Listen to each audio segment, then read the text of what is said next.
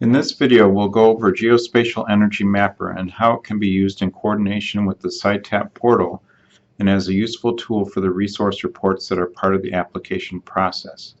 This is the CITAP homepage, and at the bottom is this GIS mapping tool link. Clicking that link will launch Geospatial Energy Mapper, or GEM, which is a publicly accessible mapping tool that's focused on energy planning. GEM includes a large catalog of mapping layers that you can overlay on the map.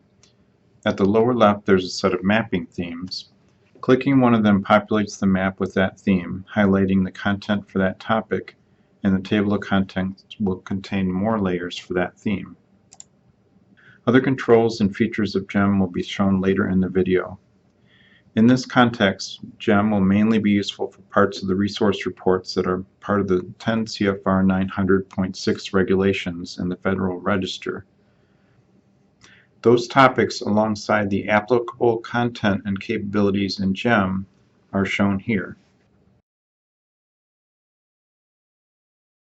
Next, I'll demonstrate how to use GEM to load a project of interest from a GIS file and superimpose mapping data associated with one of the resource report topics.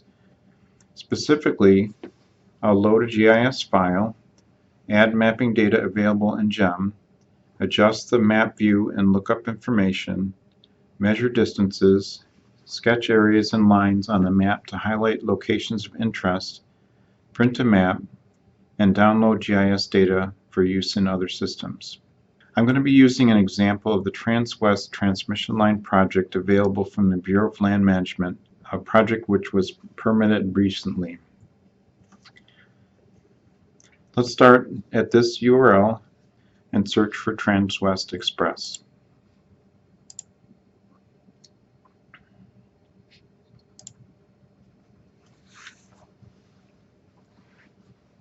On this page, I can look up more details, or I can simply click download for the data. I have several options, and in this case I'm going to choose to download a shapefile.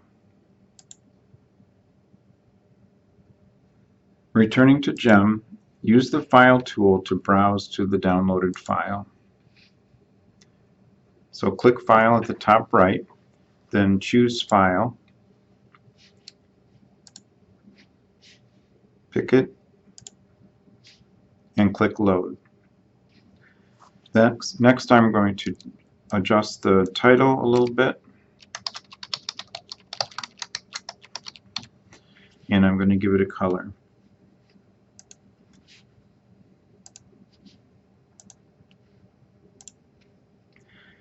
Note that Zoom to Extent is clicked.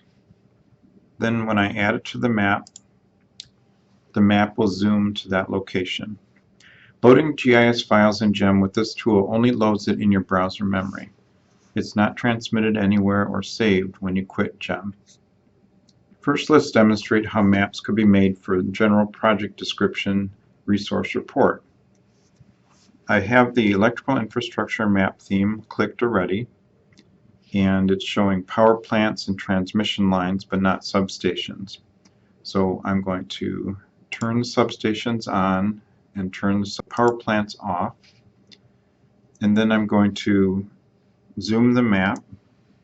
So I'm clicking to drag, rolling the mouse wheel to zoom in, and here I'm going to show part of the route. Notice that the project is obscuring some of the lines underneath it, so I can adjust the transparency with this slider here and make it able to show both. And I can also click on features, so if I click here, I find that there's several transmission lines at this location. There's a 345, a 500 kV, and a second 500 kV line. Now I'm going to clear the table of contents by clicking these minus icons at the right.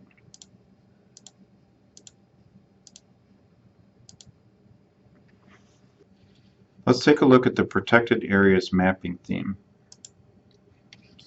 I'm going to keep the layers, which means that my project that I added earlier will be preserved in the table of contents. And I'm going to turn off this Protected Areas database for now. And I'm going to drag my layer to the top of the table of contents so that it'll be drawn on top of the other features. Now let's take a look at some of the land designations available in GEM. The National Historic Trails layer, this dashed line on the screen, has some crossings with the project path. If I click on that, I find that it's the Old Spanish National Historic Trail. Next, let's look at areas of critical environmental concern. This one in particular is the River Mountains ACEC. And you can look up some of the others that are within the path of the corridor. Here's a national conservation area named Sloan Canyon. So the layers within the table of contents for this mapping theme should be very informative for the resource report having to do with land designations. As you do this, you can see where sensitive or protected resources exist around your area of interest, and it may influence the permitting process or decisions about the route. Map themes help save time, but the layer catalog has more content and more functionality. Let's find the area's environmental concern layer in the layer catalog.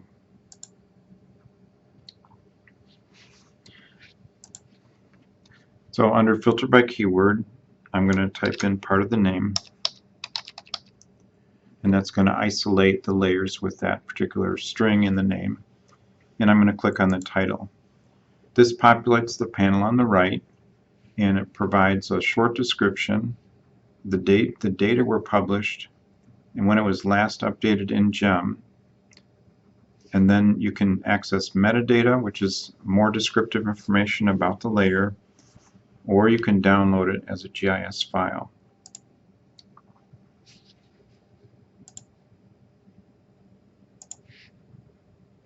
The layer catalog lists everything available in GEM. There are about 240 mapping layers currently, and the mapping themes, in contrast, feature only some of the content. Now let's try the measure tools. If I'm interested in seeing how far this particular ACEC is from the project path, I'm going to zoom in a little bit by rolling the mouse wheel, click a starting point, and then stretch a line, and I can double click to finish. If I want to measure another distance, I can simply repeat that process. The area tool is similar.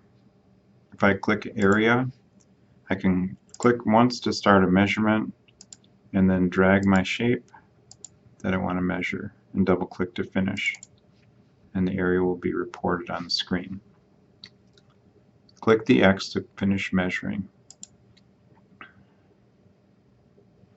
Now if we wanted to highlight an issue of interest, we can use the draw tool to sketch features on the map.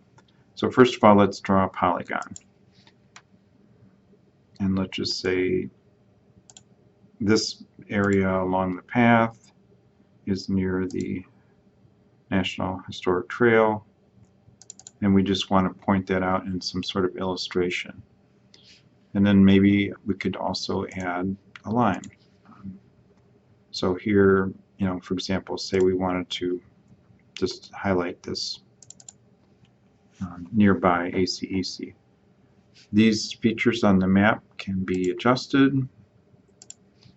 So if you click on them, you can adjust them.